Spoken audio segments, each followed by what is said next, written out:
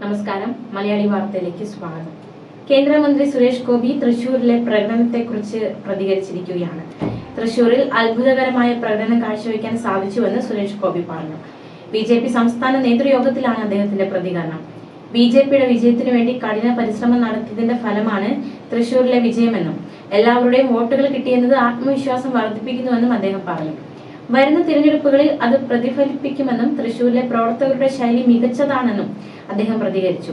വോട്ടർമാരുടെ മനോഗതി കൃത്യമായി മനസ്സിലാക്കിയാണ് പ്രവർത്തിച്ചത്. അതാണ് വിജയത്തിന് നിദാനമെന്നും സുരേഷ് ഗോപി പറഞ്ഞു.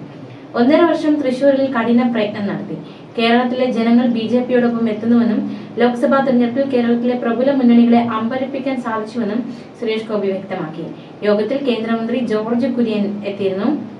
മാത്രമല്ല, പ്രധാനമന്ത്രിക്കും കേരളത്തിലെ നേതാക്കൾ ഉൾപ്പെടെ എല്ലാവർക്കും നന്ദി അറിയിക്കുകയുണ്ടായി ജോർജ് കുര്യൻ.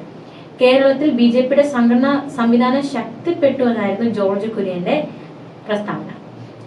74,686 വോട്ടുകളുടെ ഭൂരിപക്ഷത്തിനായിരുന്നു തൃശൂരിൽ സുരേഷ് ഗോപിയുടെ വിജയം.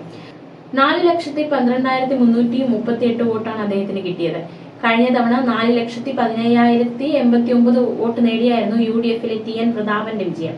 എന്നാൽ കഴിഞ്ഞ തവണ 3-ാം സ്ഥാനത്തുണ്ടായിരുന്ന സുരേഷ് ഗോപിക്ക് ഇക്കുറി 1,18,516 വോട്ടാണ് അധികം കിട്ടിയത്. അതേസമയം മറ്റൊരു സംഭവം കൂടി നോക്കാം. കേന്ദ്രമന്ത്രിയും MPയുമായ സുരേഷ് ഗോപിക്കെതിരെ അശ്ലീല ഭാഷയിൽ എഡിറ്റ് ചെയ്ത് പ്രചരിപ്പിച്ച യുവാവ് അറസ്റ്റിൽ. ആം ആദ്മി പാർട്ടി പ്രവർത്തകനും കാട്ടൂർ കിഴുപ്പുള്ളിക്കര കല്ലായിൽ 23-കാരനായ ശ്യാമാണ് അറസ്റ്റിലായത്. തൃശൂർ കേരളവർമ്മ കോളേജിൽ PG വിദ്യാർത്ഥി കൂടിയാണ് അറസ്റ്റിലായ ശ്യാം. പീച്ചിയിൽ സുരേഷ് ഗോപിക്ക് BJP നൽകിയ സ്വീകരണത്തിനിടെ വേദിയിൽ തൃശൂർ ജില്ലാ ജനറൽ സെക്രട്ടറി KR ഹരിയോട് നടത്തിയ സ്വകാര്യ സംഭാഷണത്തിന്റെ വീഡിയോ ആണ് അശ്ലീല ഭാഷയിൽ യുവാവ് എഡിറ്റ് ചെയ്തത്. തുടർന്ന് ഈ വീഡിയോ സോഷ്യൽ മീഡിയയിൽ പ്രചരിപ്പിക്കുകയായിരുന്നു.